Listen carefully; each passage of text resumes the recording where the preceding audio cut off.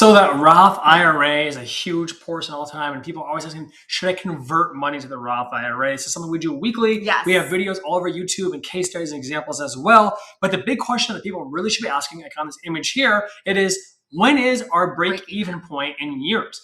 Do I have to live 10 years, 15 years, 30 years? Is there ever a break-even point on where doing a Roth IRA conversions from taking that IRA or that 401k and converting it by paying taxes into that doesn't make sense? And also, what's our lifetime advantage, right? Over the course of your life, your city and your state and your federal taxes, how much money could you potentially save on taxes, or how much more money might it cost you paying on taxes? Now, of course, no one knows exactly what tax rates are going to be in the future. So all the systems we use, it takes into account current tax rates on here, of course, to show you that on there. And there are so many times we tell people not to convert to a Roth IRA and tell them why. We might tell them, hey, you might have to live at least 10 years, but by doing so, after those 10 years, you can start seeing tax savings. Not to mention there is the legacy and estate aspect of that, the money in that Roth IRA, when it is converted, it goes to that spouse or the heir or heirs tax-free. So when they take money out, that money is tax-free as well.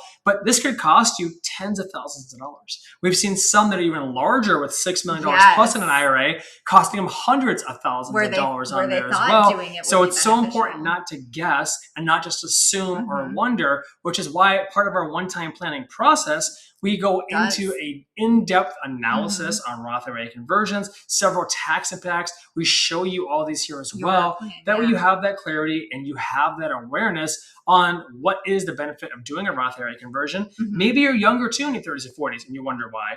Maybe you're in your 50s and still working, or maybe you're in your 60s and you're wondering about that Roth IRA conversion. But what's the biggest thing you think on the visuals here?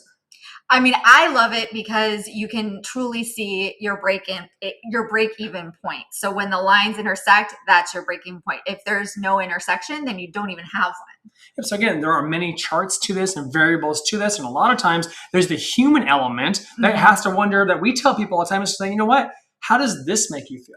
How would this make you feel? Because there's sometimes as planners, right, the numbers may or may not make sense. Or sometimes the numbers might even be like a teeter-totter. And I have to go, well, you know what?